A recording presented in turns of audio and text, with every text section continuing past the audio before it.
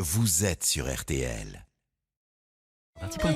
RTL Matin, Yves Calvi. Il est 7h38, l'Anglais-Co avec vous, François Langlais. Bonjour à Il se tous. trouve que Yannick Jadot nous a d'ores et déjà rejoint et qu'il sera l'invité d'Alba Vatura dans un instant. Et vous allez évoquer, vous, le dossier ce matin, un dossier tout bonnement explosif. Il s'agit du nucléaire et de l'indépendance énergétique française. Oui, la source d'électricité française principale, le nucléaire, est menacée. Alors que cette source d'énergie produit les 2/3 de notre électricité, qu'elle est intégralement décarbonée, c'est-à-dire qu'elle n'émet pas de CO2, responsable du réchauffement climatique, contrairement aux hydrocarbures, gaz compris bien sûr.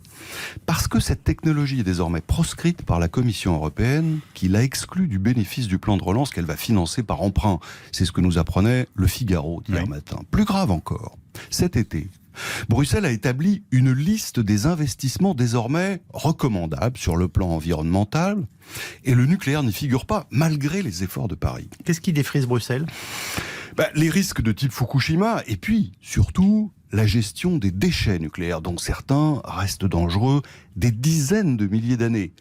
C'est plus qu'un vrai sujet, mais il faut arbitrer entre un risque de court terme avéré, le réchauffement, et puis un autre de long terme, hypothétique pour l'instant.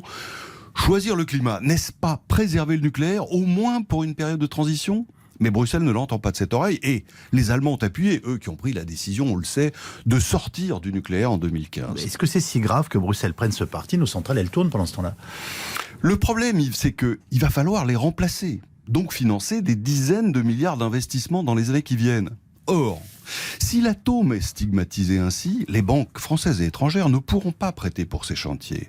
Parce qu'elles-mêmes, les banques, sont sous la pression de leurs actionnaires qui leur interdisent désormais de financer des projets jugés hostiles à l'environnement. C'est ce qui s'est passé à juste titre sur le charbon. Ça veut dire que le nucléaire serait de facto exclu des financements bancaires, ce qui le condamne à moyen terme. Comment va réagir le gouvernement français ?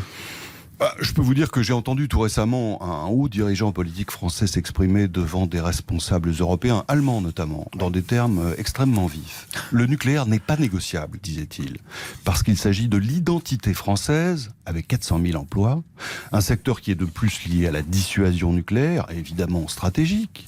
Le problème, c'est que les difficultés pourraient s'envenimer dans les semaines qui viennent, si une nouvelle coalition arrive au pouvoir à Berlin, où figurerait le Parti des Verts, qui est bien placé dans les sondages, qui est très hostile aux centrales. L'élection aura lieu le 26 septembre. Dans ce cas-là, l'affaire tournerait à un sérieux conflit franco-allemand. Quand devons-nous faire ces investissements ? EDF piétine d'impatience depuis longtemps. Il y a en fait deux raisons au retard. Un, le réacteur de Flamanville, la nouvelle génération EPR, n'est toujours pas en service après des années de retard qu'EDF attribue au renforcement des normes de sécurité. Ça a donné à l'exécutif une raison commode pour différer la décision sur le renouvellement. Alors qu'en réalité, une autre considération politique joue aussi. On est en campagne présidentielle. Et l'exécutif ne veut pas prendre le risque de fâcher les électeurs de sensibilité écologiste.